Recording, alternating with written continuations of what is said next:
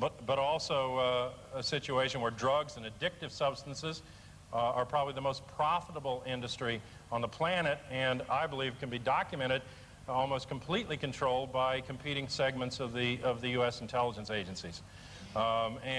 These drugs, to give you an example, in Harlem, one community alone in the United States, in Harlem, in one day, heroin, one substance, makes a profit of at least $1 million each day. That's one substance in one community in the United States. I mean, try to think about, and also the low overhead.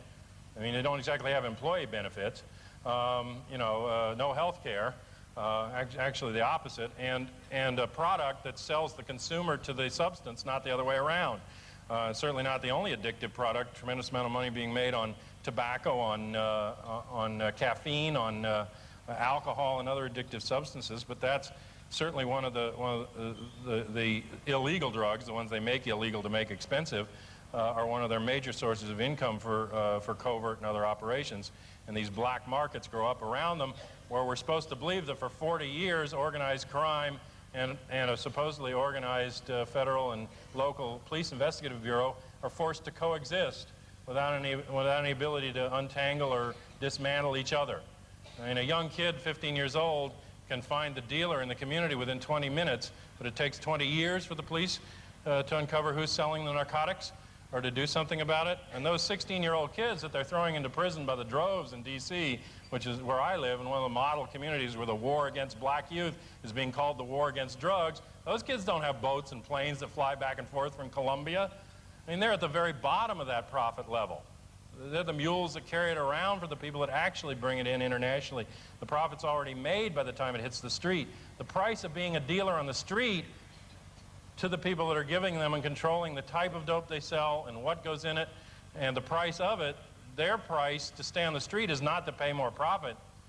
And a pound of heroin, from the time it's raw heroin to processed, or raw opium to processed heroin to the street level, has gone up by 100%. In other words, 10 times the raw value. They've already made their profit off it, so the price for the dealer is to give them information about people and political activity on the street. And that's been the case since the late 1960s, that the price of being a dealer is not only go along with what they're doing, but also you can keep the small change profit you make at that point, but you have to give them information.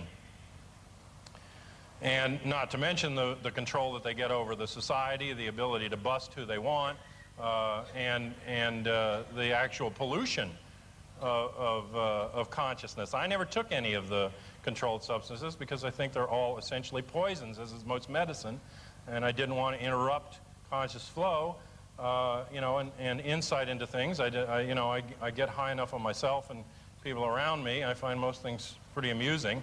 Or at least revelatory, so I never, tried to escape from the situation or use the drugs.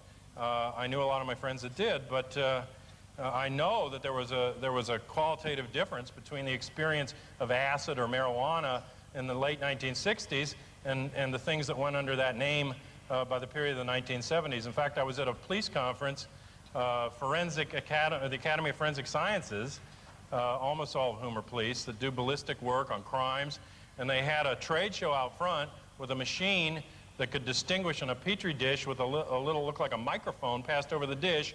Not only could distinguish any amount of marijuana, but then the guy passed it over 2 different dishes with the same visible thing in them, and it made a ring on one dish and a buzz on the other. And he said, and gentlemen, it can distinguish between domestic type marijuana, ring, ring, ring, and CIA type, bzz, bzz, bzz. Now you tell me, is that radiation? Is it chemical pollutant? It's got to be something. If you can pass it over it and it can make a distinction, it's got to be either chemical or radioactive. So what's in CIA type as opposed to domestic type marijuana? So I'd say if you want to do drugs, you better do your own, because whatever they're giving you is laced with who knows what. I always find it amusing that they say the junkies are dying in D.C. because some pure heroin got loose.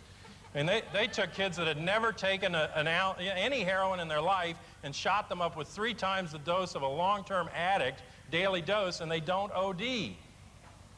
You OD and you have these deaths on what the junkies call white lightning, which is something introduced into the drug, whether it's battery acid or a lot of they do with talc, and somewhat harmless substances.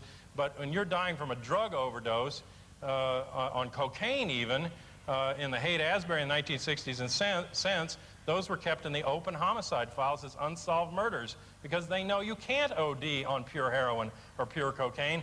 Plus, who on earth, making a profit by cutting dope with other stuff, is going to put out purer dope on the street by mistake? I mean, it's just ludicrous, but that's what they tell us when we have a rash of junkies dying from a bad batch of the drugs, that they must have gotten the pure stuff. The people at the top can get the pure stuff because they have enough money to pay for it. And then I think you have to ask the question of, what did they overdose on? What did Jimi Hendrix overdose on? What did Janis Joplin overdose on? Or the people that didn't have to buy street drugs but could get purer drugs, what was it that killed almost every counterculture musician that appeared at Big Sur in the late 1960s in these overdose instances?